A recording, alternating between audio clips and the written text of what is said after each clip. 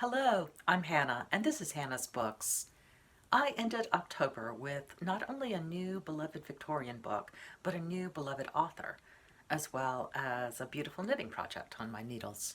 Still, I think I totally failed Knit and Listen 2019, the subgroup of Victober, where participants listen to the audiobook of George Eliot's Adam Bede while working on a knitting project or another crafting project of our choice. I cast on for the lovely Celtic Myth shawl, and all went swimmingly for quite a while. I breezed through the first half of the shawl, the section that's mostly stockinette stitch with simple increases on the sides. While I knit this first part, I'm afraid I wasn't listening to George Eliot. It took much longer than I expected for the library's audiobook version of Adam Bede to arrive in my account, and then, even after it did, I held off getting started until times when my spouse and I were both free so we could listen together. Instead, as I waited, I watched most of the new seasons of both Victoria and The Great British Baking Show, both currently streaming through our PBS channel. I loved the smooth but rustic yarn I was using, Elspeth Lovell's silky wool, in a gorgeous dark gray color. Charcoal gray is my favorite color, a preference I seem to have inherited from my father, who also loved gray. Eventually, the audiobook of Adam Bede arrived in my library audio account. David and I eagerly started one evening right as I got to the section in the shawl where I cast on an additional set of stitches to begin the cabled border running perpendicular to the body of the shawl. The work wasn't difficult, but it was fiddly.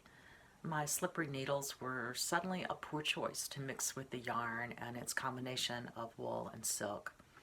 And although the stockinette section flew by and felt quite steady, this new, almost disconnected section felt like it was going to slide off the needles at any moment, pulled off by the heavy shawl body that now seemed to be working at cross purposes to me.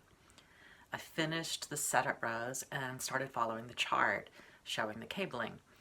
I think of myself as a good knitting chart reader, but I totally crashed and burned the first 2 times.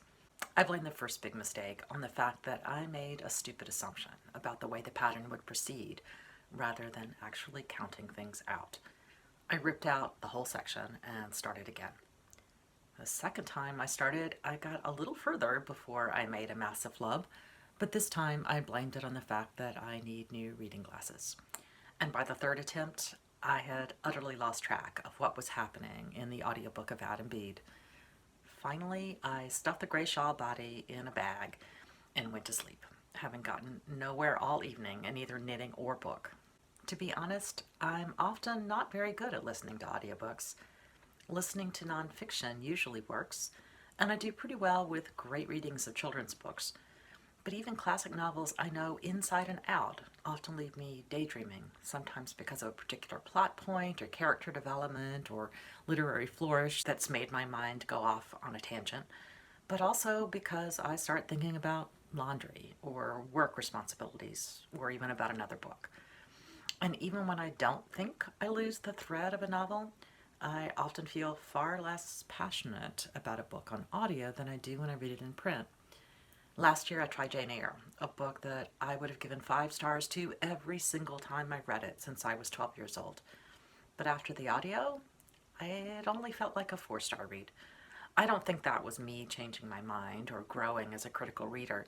I think it was simply my weird reaction to audiobooks. Anyway, I gave up on not only my knitting project at that moment, which is just temporary, I promise. The shawl is serving a brief timeout in the knitting bag, and then we'll be invited back out and will, I hope, behave a little better. I also put the audiobook aside and pulled out a print copy of George Eliot's Adam Bede. I absolutely loved it, even though I had to start it at the beginning again to really follow what was going on.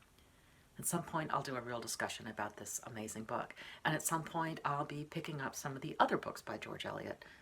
Middlemarch has long been on my read eventually TBR just because of its literary importance.